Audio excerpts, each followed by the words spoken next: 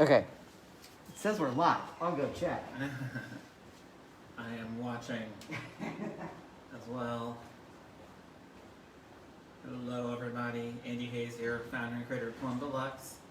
And we're live. Sweet, it looks great. It looks like I'm live from a greenhouse. I'm in a warehouse. Similar but different. Andy Hayes here, founder and creator of Plum Deluxe, your host today for our May Q&A. So I'm here today to A, your Q's. I'm here with plants because I promised everyone that I would try to go back to my backyard. Last year when I was doing the monthly Q&As, we were all kind of separate. And so I was out in my yard, which is a beautiful place actually. But the weather has just been a little funny here in Portland, so we opted to have greenery, but we're inside. So hopefully next month, June, maybe a little more promising for greenery in the backyard. We'll see what happens when we get there. Today, we're talking about unflavored / orthodox teas. And we're talking about them because we have them in our shop again. We had orthodox teas a few years ago. I think it was 2016 when I was looking at my notes, which was a year earlier than I thought it was. And it didn't, I think back in the early days we were early about some things. And so they're back. Amidst a global shipping situation, we have managed to get these ready for you. So we're really excited to talk about unflavored and orthodox teas today. I have gotten questions pre-submitted. However, I do have the feed here, so hopefully I can see your cues. If you have a question, let me know in the feed and we will answer the ones we have time for. So excited to hear questions you have about these teas, which I will introduce in a second. But first of all, I want to say welcome to April, Amanda. I see some top fans here in the feed. Click this. Nothing happens. Great. This is sort of my luck with Facebook. It never works when you really need it to. So, all right. I see Jill now. Hi, Jill. Jill, I don't know how you do it. You're always like right on top for all the lives, so we appreciate that. Like one of the #1 super fans. Definitely the most well-dressed super fan. So thank you for that. Awesome. So before we get into unflavored teas, some quick announcements. First of all, through tomorrow, Cinco de Mayo, we have our lime teas on sale for $5. You can get all 3 of these for 15 bucks. That is Blackberry Mojito. Such a good iced tea. Man, this is good. Happy Hour, which is Hibiscus Lime. This is a fantastic infusion for lemonades, cocktails. In the summer, I like to just have it as like basically a cocktail syrup, but it doesn't have the sugar. It's more the tart, which is a little more to my palate. But Hibiscus Lime. This one is herbal. And then Kitchen Table, which is like a delicious citrus mix on a really nice black tea. Again, a fantastic iced tea. We're kind of getting to that season, so if you like the lime teas, and I think Kieran is hanging out in the feed, and they have a link to a page where you can read all more about the lime teas and grab them before the sale ends. So check those out. Not ending on the 5th, but for the whole month, we have 2 $5 teas like we normally do. We have banana bread for the caffeine-free folks. Fantastic. This is really nice for a nightcap. If you want something sweet, but not too sweet. And then one of our spring teas, Spring Romance, which is a lilac tea, is on sale for $5 this month. I was just at the Lilac Festival, which we had here in the Northwest on Sunday. We didn't have it last year, which is kind of sad. It's just kind of a quirky, cute little place, and so it was nice to smell the lilacs. It's one of my favorite smells. This one is already packaged and ready to go, so I'm not going to open it on camera, but I really want to because I just love the smell. So if you've been wanting to try this one and weren't sure if it's too floral for you or not, now's a great time to try it because it's on sale. And it will be all month long. So spring romance is a black, and London bread is an herbal. And then we have one other special. Just keeping it. Hello, Anne. Welcome. Keeping on my feed here. So we have these new Royalties, which I'm going to walk you through really quickly. And we have a bundle this month where you can get all three of them and get a bonus tea that's only available in the bundle. So we've got Royale Ceylon, Royale Assam, Royale Darjeeling, and then we have a tea called Relaxing Breakfast, which is an English breakfast with just a tiny bit of lavender, just a little bit. Just takes the edge off. And so we have a bundle of these, which if you wanted to try all the Royales, you can get them all and get this tea for free. But if you don't, you can just pick the ones you want. So don't miss that. That's only available during the month of May. So I'm going to take a second and talk about each of these teas, and then I'm going to dive into your questions. So be sure, if you have questions, leave them in the feed. Today we are talking about unflavored orthodox teas. That's the questions I'll be going through today. I've got some good ones lined up already. Some of them I had to think about, so I'm really excited to share those. First of all, Ceylon. So Ceylon is the previous name for the country called Sri Lanka. So if you're buying a tea that's called Ceylon, it's hopefully from Sri Lanka. If it's not, that's questionable tactics. I love this tea. I was really happy sourcing this tea. One of the first teas when I was living in Europe that I tried was Ceylon. I thought it just seemed very exotic. Like, where's this Ceylon place? It just sounds like it's through the closet in Narnia. But no, it's off the coast of Africa. And this tea is just nice if you are not very experienced in unflavored black teas and single origin black teas, highly caffeinated black teas. So if you're not sure where to start with this collection, but you want to try something, this is the one I would try, because it's the most, what's a good word for it, approachable of the bunch. Not that the others aren't, it's the most. So that's kind of my thought about the Ceylon. When I was first getting into tea, I always felt like Ceylons reminded me of vanilla. I don't think that as much anymore, but I do think that people pick up different things in their palate when they try a Ceylon tea. It's just something about where it's located in the world and how it's grown. So Ceylon, loving that. And then we have Assam. Assam, also a place. You'll notice a theme today. Unflavored orthodox teas are from places. So Assam is a place in India. Surprise. Assam teas are, when you think of the word malty in a black tea, that's Assam. When you think of very bold and rich, thick almost flavors, Assam.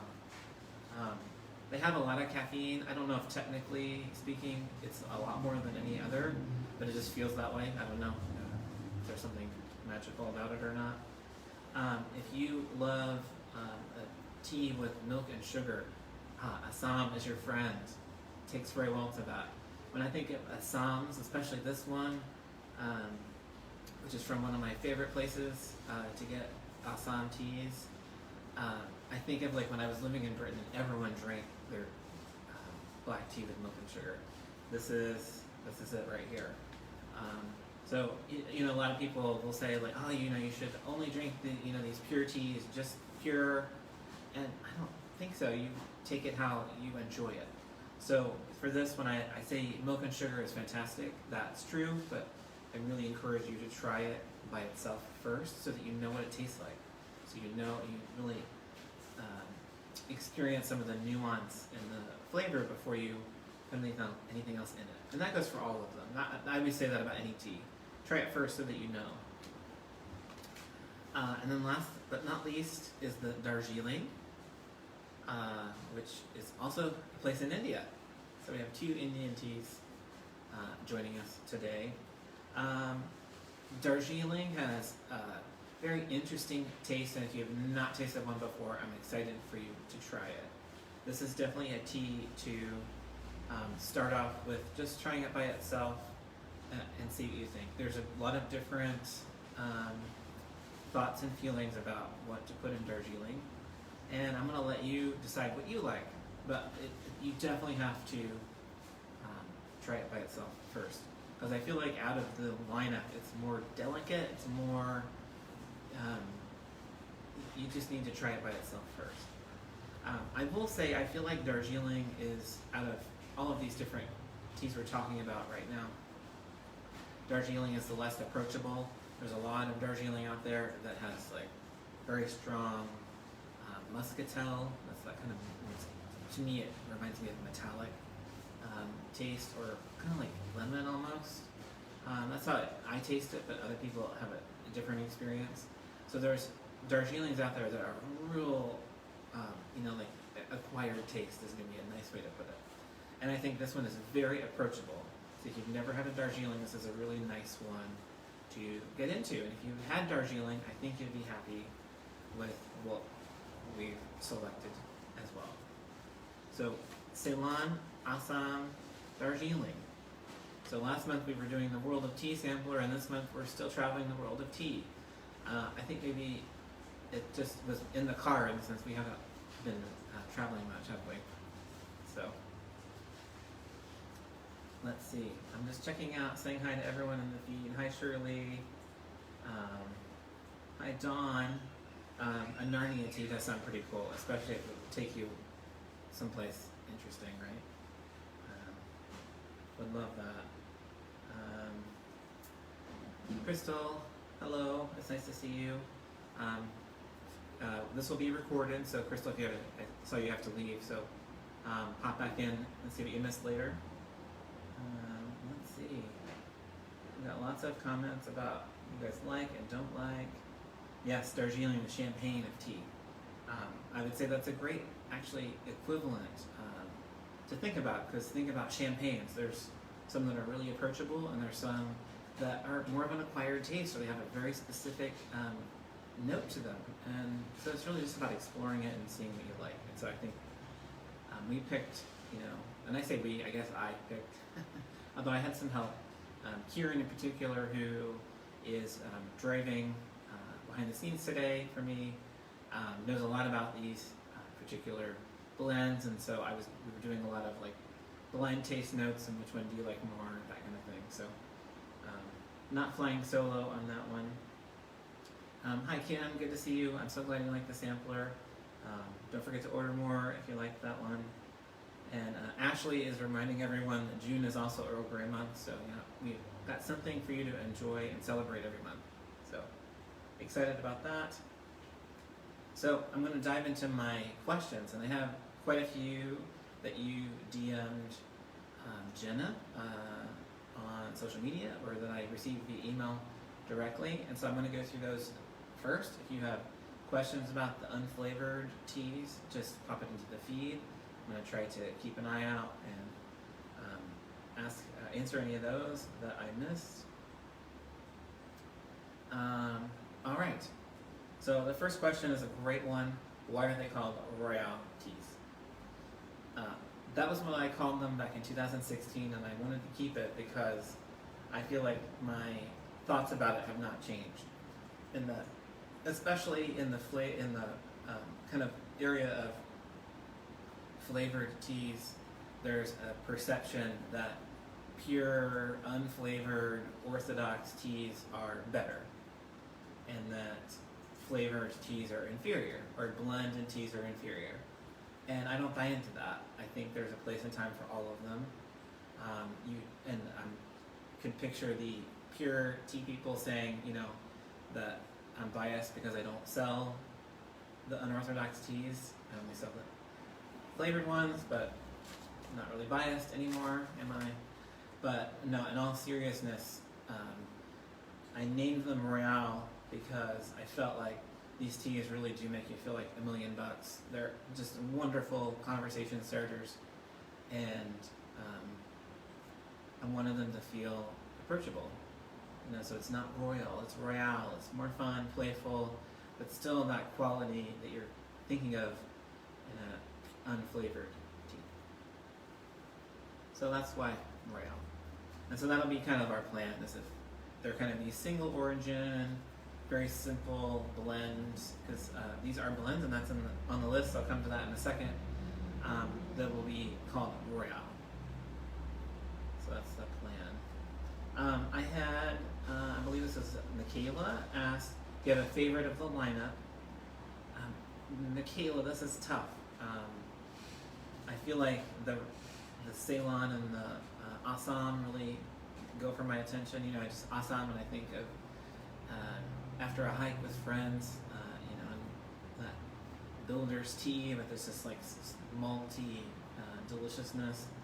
But then the Ceylon also is just so nice and simple, but not in like the bad way, but just the good way. And, you know, just a drop of milk and just so nice and refreshing almost. Which isn't a word, you know, you wouldn't normally see with like a really bold black tea. It's refreshing, but that's kind of how I feel about it. So I don't know if I can pick between the two. Ceylon and Assam. I don't want to diss my friend Darjeeling here. This one is amazing. But if I had to choose, I would probably go for those two. For sure. So someone asked, you mentioned these teas are blends. Are these teas blends?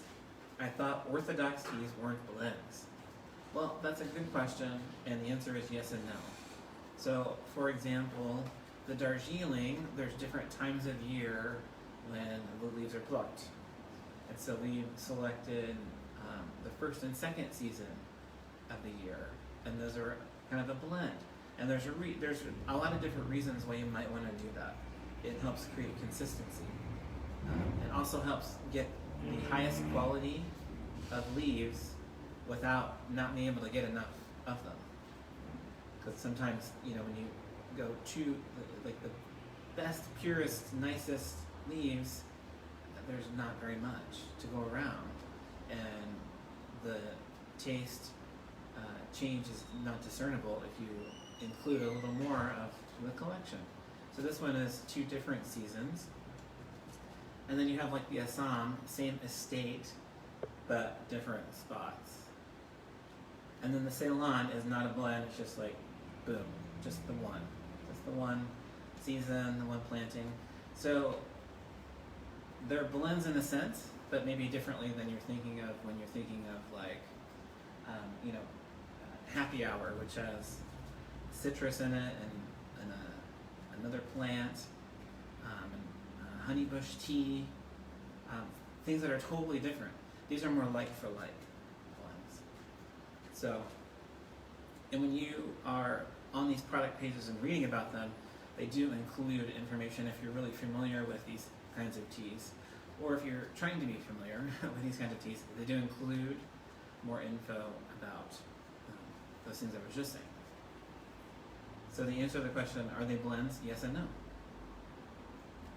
Let's see, what's up next? Hello, Karen. Hello, Deborah. Deborah asked, can we get the teas as tea flight samplers? And you sure can.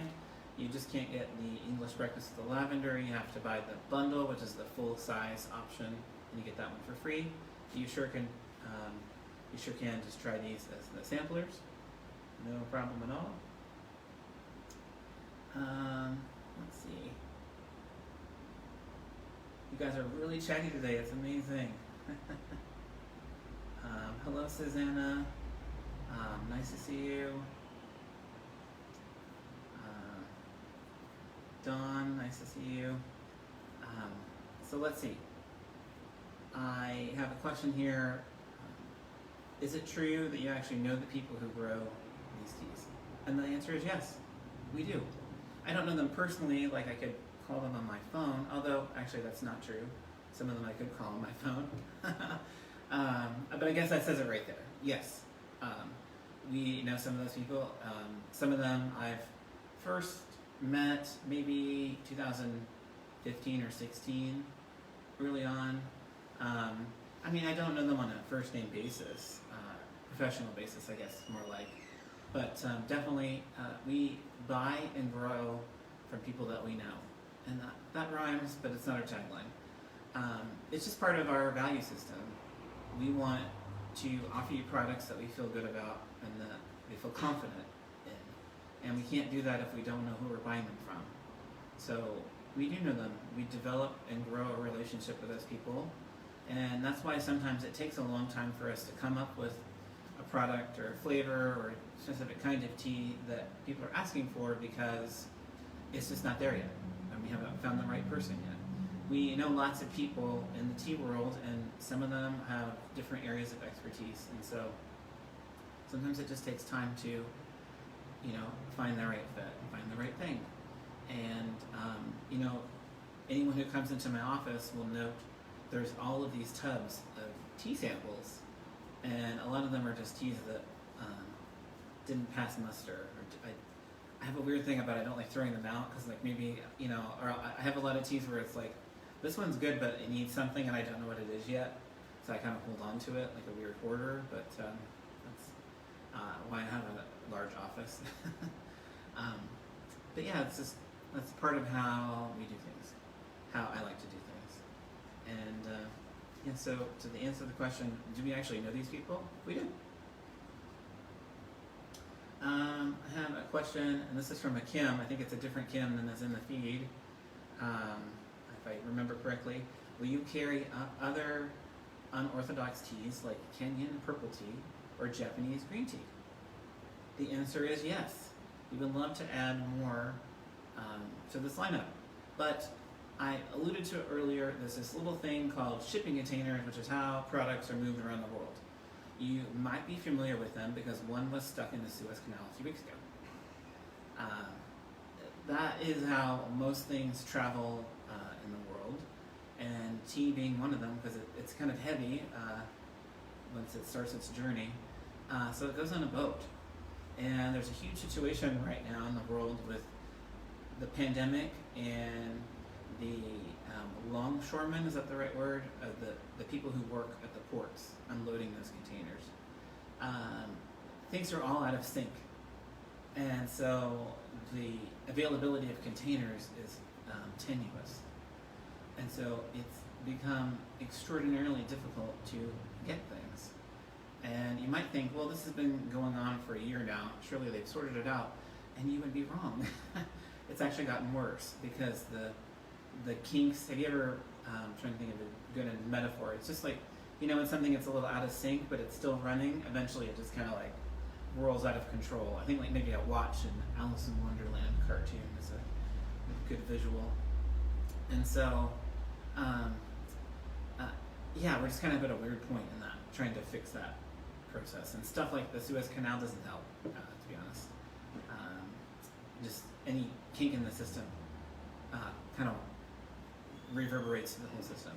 So our ability to bring on new products is limited. And so that's why we chose these three, felt confident in what we were able to get and the quality. And it seemed like these three are some of the most popular of the unflavored teas. We have some breakfast teas already, but these single origin type teas in particular. And so it seemed like the logical place to kind of dive in.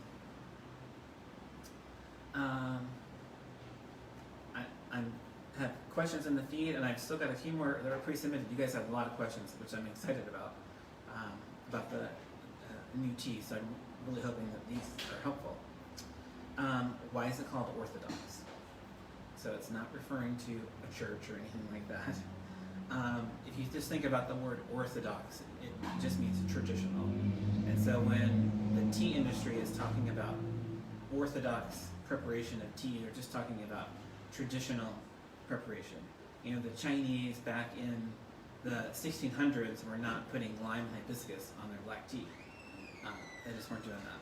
That's a new thing. That's relatively recent. Carrot cake was not traveling from Ceylon back in the 1100s. It just wasn't a thing. They just weren't doing that. They weren't actually having carrot cake with cream cheese frosting in Ceylon in the 1100s either. So I could see why they weren't interested in a tea flavor that way. But to get back to the question, when we say unorthodox or orthodox, which way you're going, we're using that interchangeably with the word unflavored. They're not exactly the same, and I don't want to.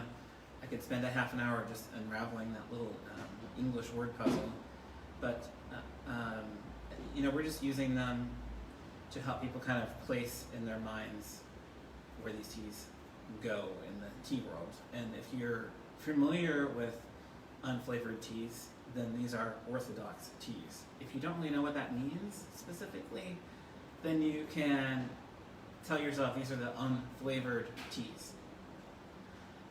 I don't use, but some people use the word pure, and I don't use the word pure because I don't want to imply that the other teas are not pure. Some tea purists would say that a black tea with the word mojito in the name is unpure, and I don't think so. That's just not the cut of my jib, but I'm not going to argue with them about it because that's what they want to think. So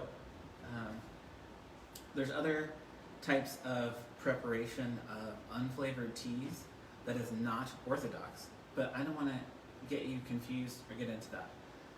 The main thing you need to know is that these are just simple, in the good term, unflavored teas. Got it? Great. We're getting close to more questions. Are these teas good iced? I don't have a name on this one, but yes, 100%. And these teas, you could do the hot tea and then ice it down, or cold brew. I would say for the Darjeeling, in my preference, I'd be curious what Kieran thinks. I would do, if I'm going to do iced Darjeeling, cold brew. I always say cold brew. I mean, I was not reared, nor experienced in the cold brew method until I met Kieran, which is a very long time ago now. And I just won't do anything else because it's just so much better. It's smoother. You can reuse the tea more often. It's foolproof, basically, as long as you don't drop it in the fridge or it spills. It's so much better for delicate teas like greens and whites. So much better. So, man, cold brew, iced teas, 100%. And then a question, which I think I covered before, but just in case, do I make these teas with milk and sugar? Whatever you want is the answer. First of all, if you haven't had it before, nothing in. Try it without anything. And just really think about the flavor notes, the nuances, what you're experiencing. You definitely want to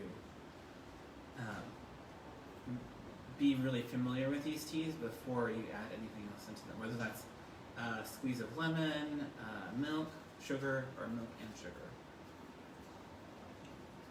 Kieran is dropping knowledge bombs like nobody's business. There's apparently getaway cars in our feed today, as well as talk about when black tea gets cloudy when you ice it down. So if you're not joining us live, be sure to check out the comments when you're done and see what you missed in the feed.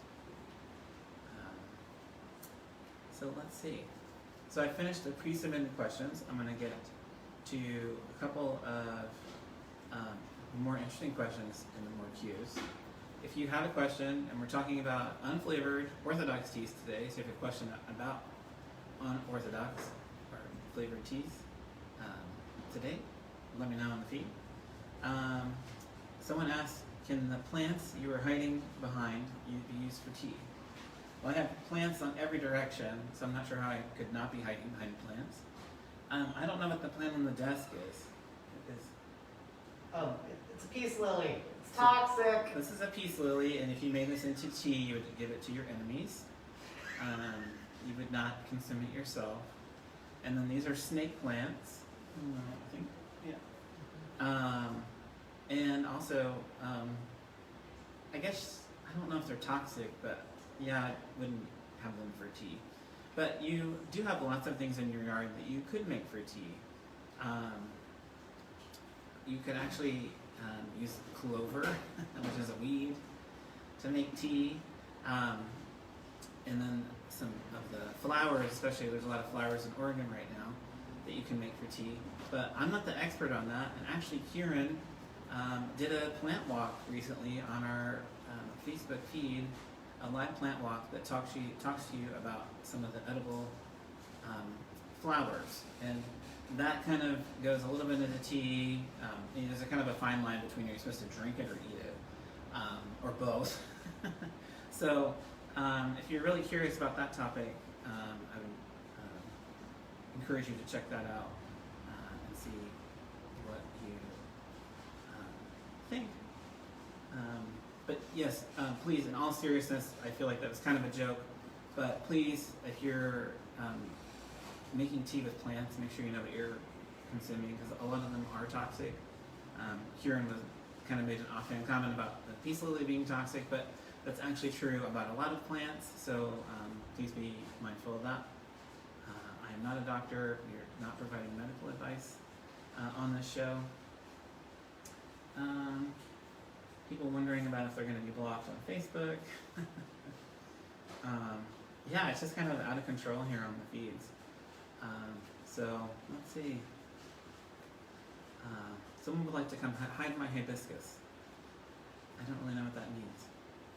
And someone's asking about Jenna and fire, and Jenna's not here in the office today, so I don't know. Yeah, well, we've had half an hour. Oh, and I do see confirmation cold brew for the Darjeeling, which is great. So,